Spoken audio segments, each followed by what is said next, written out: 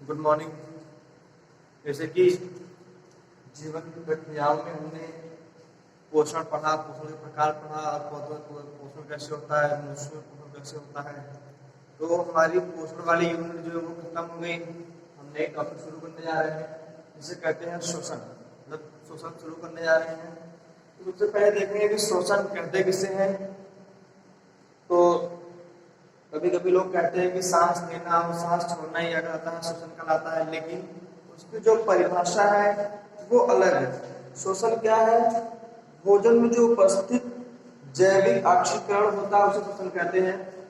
तो शोषण की जो परिभाषा है उसको देखते हैं।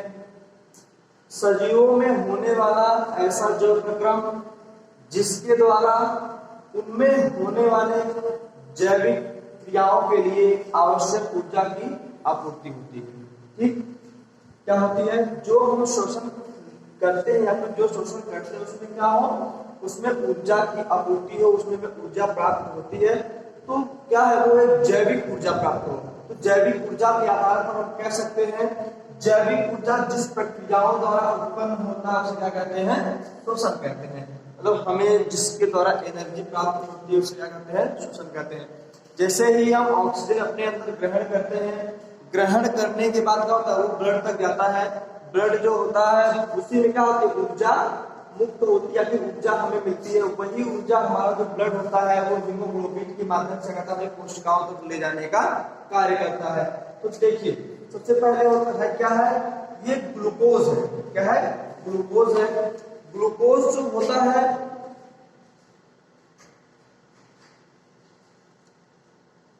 ग्लूकोज का ऑक्सीकरण होता है किसमें? कार्बन डाइऑक्साइड और जल में। तो यहाँ से ग्लूकोज टूटता है, टूटने के बाद क्या बनाता है? कार्बन डाइऑक्साइड क्या होता है? मुक्त हो जाता है, जब बाहर निकलता है। और क्या होता है? थोड़ी मात्रा में जल भी क्या होता है? बाहर निकलता है, जल का निर्माण होता है। और उसके बाद हमें क्या मिलता है? ऊर्जा की प्राप्ति मिलती है। यही ऊर्जा होती है किसके रूप में? हमें मिलती है एटीपी के रूप में।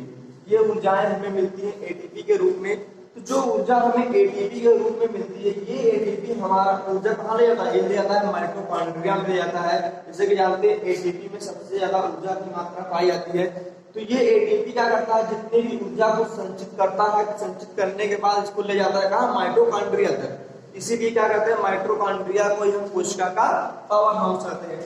जैसे ही ग्लूकोज क्या हुआ? टूटना स्टार्ट हुआ। टूटने के बाद सबसे पहले बनाता है कार्बन डाइऑक्साइड, जो हम कार्बन डाइऑक्साइड क्या करते हैं? मुक्त कर देते हैं, मतलब बाहर निकाल देते हैं। फिर उसके बाद थोड़ी मात्रा में जल का निर्माण होता है। जल का निर्माण होने के बाद फिर सबसे ज्यादा निर्माण होता है ऊर्जा का। यही ऊर्जा जो है क्या कहते हैं? श्वसन के माध्यम से हम कहाँ ले जाते हैं?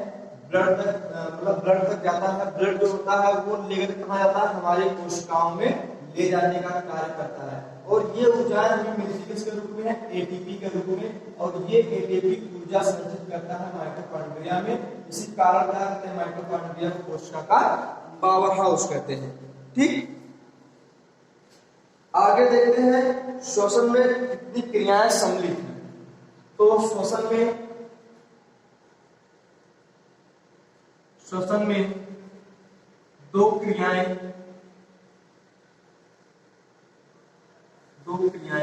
सम्मिलित हैं।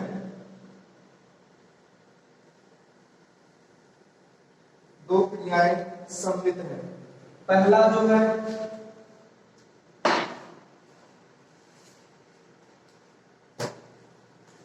है वो है श्वासोच्छ्वास।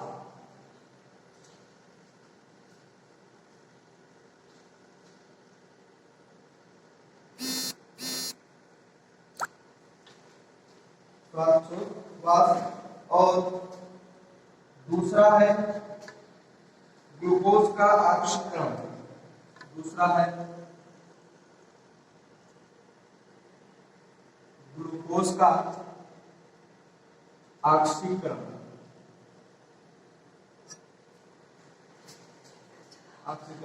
और इसी ग्लूकोज के ऑक्सीकरण को हम कहते हैं कोशिकीय शोषण। कोशिकीय शोषण कहते हैं कोशिकीय शोषण। तो इनका अध्ययन मतलब कोशिकाओं में कितनी सॉरी श्वसन में कितनी प्रक्रियाएं सम्मिलित है? 2। कौन कौन से? पहला है श्वासोच्छ्वास और दूसरा क्या है? ग्लूकोज का ऑक्सीकरण। इसी ग्लूकोज के ऑक्सीकरण को हम क्या कहते हैं? कोशिकीय शोषण। मतलब इसका जो ऑक्सीकरण होता है किसमें होता है? कोशिकाओं में होता है। तो हम सबसे पहले पढ़ेंगे ग्लूकोज का ऑक्सीकरण।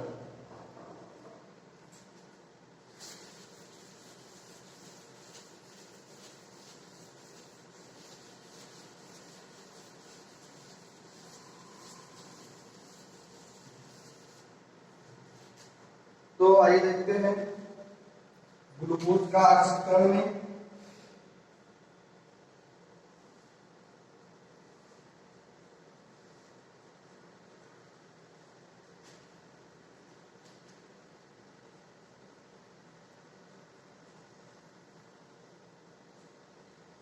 ग्लूकोज का ऑक्सीकरण में यह प्रक्रिया जो होती है वो 2 प्रकार की होती है। पहला अवायवीय शोषण और जो दूसरा है वो होता है वायवीय शोषण। वायवीय शोषण। ठीक, अब इन दोनों के बारे में देखते हैं कि अवायवीय शोषण किसे कहते हैं और वायवीय शोषण किसे कहते हैं। तो अवायवीय शोषण जो होता है, अवायवीय शोषण किसे कहते हैं? वह ऑक्सीकरण जो ऑक्सीजन की अनुपस्थिति में क्या होता है? ऑक्सीजन की अनुपस्थिति में ग्लूकोज का निर्माण करता है, वो कहलाता है अवायवीय शोषण। और जो क्या करता है? ऑक्सीजन की उपस्थिति में ग्लूकोज का निर्माण करता है, वो क्या कहलाता है? वायवीय शोषण। देखते हैं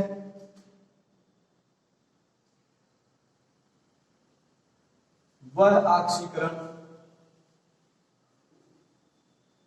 वह ऑक्सीकरण जो ऑक्सीजन की अनुपस्थिति में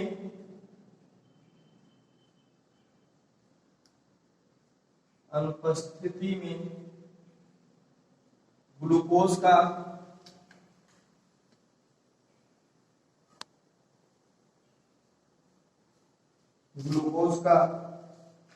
निर्माण,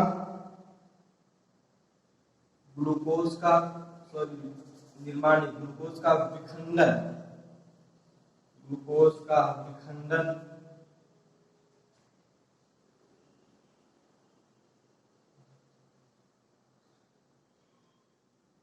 विखंडन करते हैं।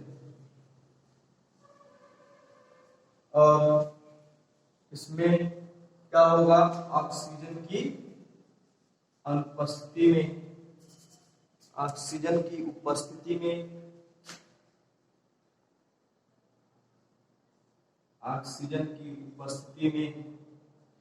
क्या होगा? ग्लूकोज का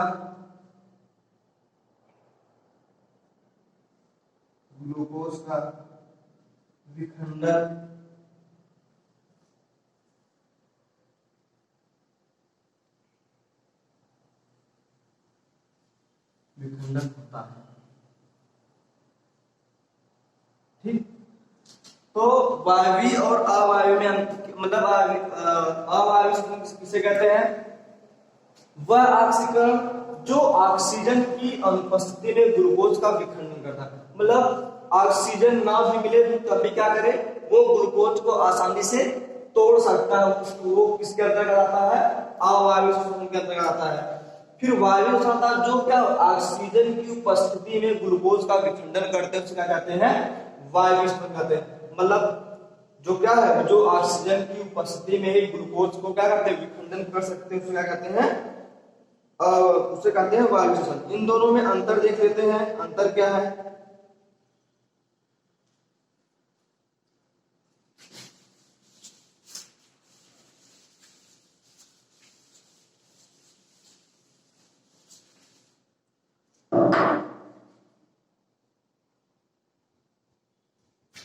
अवायवीय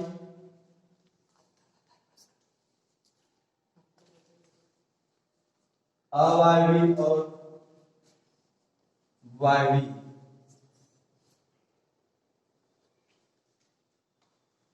इसमें सबसे पहला अंतर है ऑक्सीजन की अनुपस्थिति। क्या है? ऑक्सीजन की अनुपस्थिति। और इसमें सबसे पहला है ऑक्सीजन की उपस्थिति।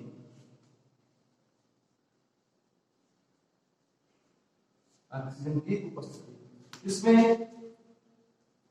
दूसरा क्या है? श्वसन का पहला चरण होता है। ये क्या होता है? श्वसन का पहला चरण होता है।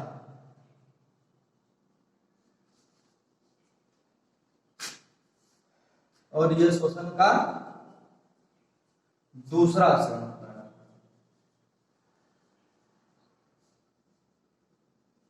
क्या होता है? दूसरा चरण होता है। फिर तीसरा देखते हैं हम। इसमें क्या होता है?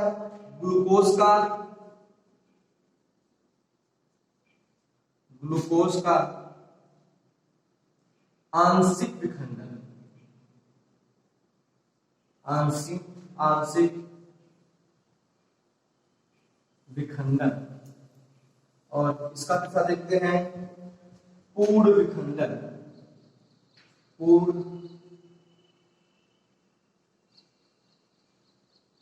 विखंडन। और फिर उसके बाद चौथा देखते हैं कोशिका द्रव्य। कोशिका द्रव्य में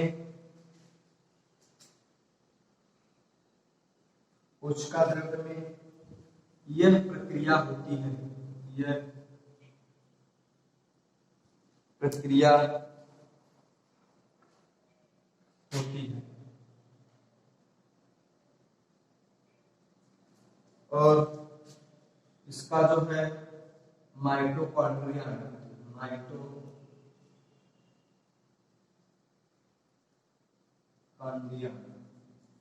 और पांचवा अंतर है इसमें हमें कम ऊर्जा प्राप्त होती है, कम ऊर्जा मिलती है। और इसमें अधिक ऊर्जा मिलती है। क्या होता है? अधिक ऊर्जा मिलती है।